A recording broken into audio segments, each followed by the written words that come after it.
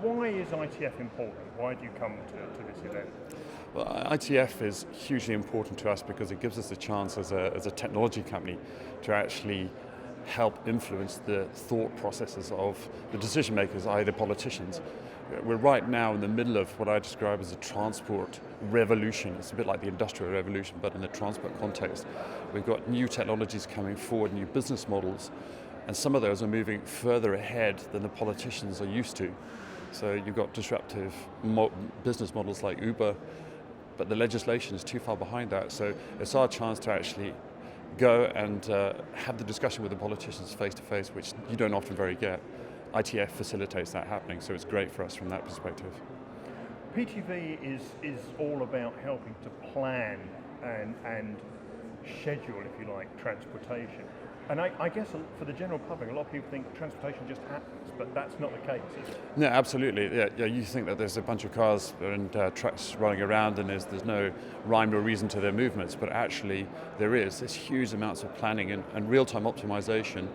And if you think about the future, if we have fleets of autonomous vehicles roaming the streets of cities, they have to be properly planned, they have to be properly optimized, they have to be managed in real time so that we can get greater efficiencies of movement. It's important for the companies that actually run these vehicles, and for logistics companies, they don't want to have the vehicles on the road more than they have to be. They don't want to burn more fuel than they have to. So actually being able to optimize that, reduce the number of miles or kilometers traveled, reduce the CO2 emissions, get the drivers off the road a bit more, that's ideal for both the society, for the ecology, and also for the companies themselves, so everybody benefits that way. How important is that kind of planning and scheduling when it comes to creating a greener transportation system? Well, it's very simply put. I mean, if you're a logistics company and you look at your CO2 emission levels, it's all dictated on how your trucks actually schedule their movements. And give you an idea, if we say I'm a white van man, as they call them in England or in South America, hombre en camion, same thing. And I will do my scheduled tour. I'll go to A, to B, to C, to D, to E, and that's my route choice. And I planned that in the morning, but actually I find that the traffic is so catastrophically bad that I'm stuck and I'm running my engine and it takes me twice as long to get through that whole list. But what if I actually had real-time optimization telling me, well, listen, the route between A to B is blocked. You'd be better off going from A to C or A to D or A to E, and then it will reroute you in real time. So you reduce the time that you're on the road, you reduce the level of CO2 emission as a result of that as well.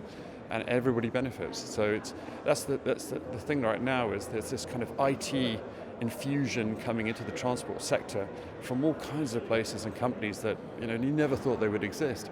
We just talked about startups this morning, and some of the innovation that these 20-year-old kids are coming up with is just incredible. They get hold of the data and they can turn it into meaningful, usable information for transport companies around the world. How valuable has ITF been in kind of joining up the thinking, if you like, behind how our transportation develops? It's getting better and better, the ITF. I'm a huge advocate, and I have slightly vested interest. I'm a member of the corporate partner board as well. But what they are able to do is they've changed the mindset. I've seen it over the last 10 years.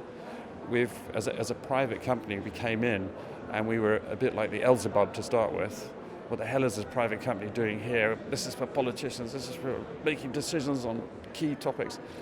Now, if you see the language has changed, it's saying, okay, we as politicians need to understand what's actually going on out there in the private sector, because we can embrace these things and we can actually use them to help our policy decision making and improve, and the most important thing, improve the lives of our citizens out there in the states and in the cities that we manage and control.